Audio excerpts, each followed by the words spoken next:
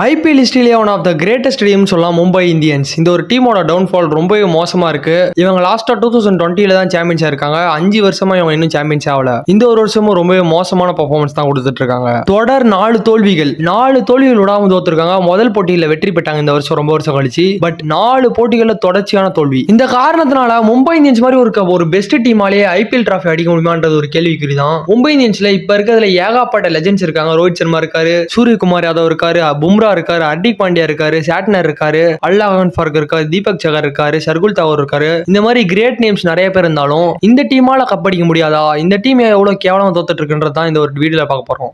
எந்தெந்த விஷயம் மும்பை இந்தியன்ஸோட டவுன்ஃபாலுக்கு ரீசன்ட் நம்ம எல்லாம் பார்க்க போறோம். ஃபர்ஸ்ட் எந்த ஒரு விஷயம்னா ஹர்திக் பாண்டியாவோட கேப்டன்ஷிப். ஹர்திக் பாண்டியா ஒரு நல்ல கேப்டன் தான். ஐபிஎல் சூப்பரான கேப்டன்ஷிப் பண்ணிருக்காரு. குஜராத் டீமுக்கு சூப்பராக பண்ணிருக்காரு. 2 வருஷம் அந்த டீமோட கேப்டனா இருந்ததுல ஒரு டீம் சாம்பியன்ஸ் ஆகியிருக்காரு. அந்த ஒரு டீமை இன்னொரு டீம் ஃபைனல் கூட்டு போயிருக்காரு. இந்த மாதிரி சூப்பரான ஒரு கேப்டனா தான் இருந்திருக்காரு. பட் மும்பை இந்தியன்ஸ்க்கு எப்போ வந்தாரோ அப்பையில இருந்து அவரோட டவுன்ஃபால் கேப்டன்ஷிப் தெரிஞ்சிச்சு. அவர் பண்ண ஃபர்ஸ்ட் வருஷம் 2024 கேப்டன் ஆனார் மும்பை இந்தியன்ஸ்க்கு. அந்த ஒரு வருஷம் மும்பை இந்தியன்ஸ் டேபிள்லயே ரொம்ப கீழே இருந்து ரொம்பவே கேவலமா தோத்தாங்க. அந்த ஒரு வருஷத்துல ஹர்திக் பாண்டியாவுக்கு பயங்கர ஹேட்டர்ஸ் வந்தாங்க. அதுக்கான காரணம் என்னன்னா ரோஹித் சர்மா மாதிரி ஒரு லெகசியான கேப்டன் கிட்ட இருந்து ஹர்திக் பாண்டியா கொடுத்தனால அவருக்கு ஏகப்பட்ட பிரஷர் கிடைச்சிச்சு. சரி, அடுத்த ஒரு வருஷத்துல அவர் கம்பேக் கொடுத்தாரு. உண்மையிலேயே ஒரு நல்ல கம்பேக்னு சொல்லலாம். 3வது பிளேஸா மும்பை இந்தியன்ஸ் அந்த ஒரு வருஷத்தை முடிச்சாங்க. இந்த வருஷம் 2026 அவர் கேப்டன் ஆனாரு. முதல் போட்டியில ஜெயிக்க வச்சுட்டாரு. தொடர் 4 தோல்விகள். அதுக்கு முக்கியமா அவரோட கேப்டன்ஷிப் ஒரு இம்பார்ட்டன்டான ரீசனா இருக்கு. ஏன்னா அவர் ரொம்ப ஓவர் கான்பிடென்டா இருக்காரு. டீம்ல கோஆர்டினேஷன் இல்ல. மும்பை இந்தியன்ஸ் மாதிரி ஒரு கிரேட் டீமுக்கு கோஆர்டினேஷன் இல்லறது எனக்கு ஒரு பெரிய சந்தேகமா இருக்கு. இந்த மாதிரி ஒரு டீமுக்கு கோஆர்டினேஷன் இல்லாதனால தான் இவ்வளவு பெரிய ஸ்ட்ராங்கான டீமா இருந்தாலும் ஜெயிக்க முடியாம இருக்காங்க. 2வது ரீசன் பிளேயிங் 11 யார் எடுக்கிறதே மும்பை இந்தியன்ஸ் மாதிரி ஒரு டீமுக்கு ரொம்ப பெரிய கேள்விக்குறியா இருக்கு.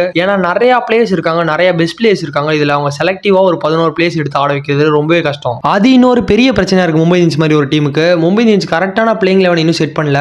அது செட் பண்ணிட்டாங்கன்னா கண்டிப்பா மும்பை இந்தியன்ஸ் வரக்கூடிய போட்டிகளில் ஜெயிப்பாங்க. அவங்க கப்படிக்கிறதுக்கும் வாய்ப்புகள் இருக்கு. 3வது டீமுக்குள்ள சிவில் வார் போற மாதிரி இருக்கு எனக்கு தெரிஞ்சு. மும்பை இந்தியன்ஸ் மாதிரி இருக்க டீம்ல ஒவ்வொரு பிளேயர் ஒவ்வொரு மாதிரி போயிட்டு இருக்க மாதிரி இருக்கு. ஒவ்வொரு பிளேயர்ஸும் ஒவ்வொரு சைடுல நிக்கிற மாதிரி இருக்கு. ஹர்திக் பாண்டியாவோட கேப்டன்ஷிப் நிறைய பேருக்கு பிடிக்குதா பிடிக்கலான்னு தெரியல அந்த ஒரு டீமுக்குள்ளேயே. 4வது ஃபாரின் பிளேயர் ஆப்ஷன். இது மும்பை இந்தியன்ஸுக்கு வேற லெவலில் ஒரு அட்வான்டேஜ். ஆனா 8 பிளேயர்ஸ்ல 4 பிளேயர் தான் ஆட வைக்கணும். 4 பெஸ்ட் ஃபாரின் பிளேயர் ஆட வைக்கிறது அவங்களுக்கு ரொம்ப கஷ்டமா இருக்கு. ஏன்னா அவங்க கிட்ட இருக்க எல்லா ஃபாரின் பிளேயர்ஸும் நல்ல பெர்ஃபார்மன்ஸ் பண்ணிட்டு இருக்காங்க. டீமுக்குள்ள இனிமே செலக்டிவா கரெக்டான ஒரு 4 ஃபாரின் பிளேயர்ஸ் யார் ஆட வைக்க போறாங்கன்றத முடிவு பண்ணிட்டாங்கன்னா இன்னுமே அந்த டீம் ஸ்ட்ராங் ஆயிடும். இந்த டவுன்ஃபால்ல இருந்து மறுபடியும் அவங்களால ரைஸ் ஆக முடியும். வரக்கூடிய எல்லா போட்டிகளையும் ஜெயிச்சா முடியும். மும்பை இந்தியன்ஸால ஃபைனல் போய் சாம்பியன்ஸ் ஆக முடியும். உங்களோட கருத்துக்களை சொல்லுங்க. மும்பை இந்தியன்ஸ் மாதிரி ஒரு லெஜெண்டரி டீமுக்கு இந்த ஒரு நிலைமை, மும்பை இந்தியன்ஸ் இதை தாண்டி வருவாங்களா வரமாட்டாங்களா? உங்களோட கருத்துக்களை கமெண்ட் பாக்ஸ்ல பண்ணுங்க. மறக்காம இதே மாதிரி இன்ட்ரெஸ்டிங் வீடியோ போடுற நம்ம பிரெயின் டெக் சேனலை சப்ஸ்கிரைப் பண்ணிக்கோங்க.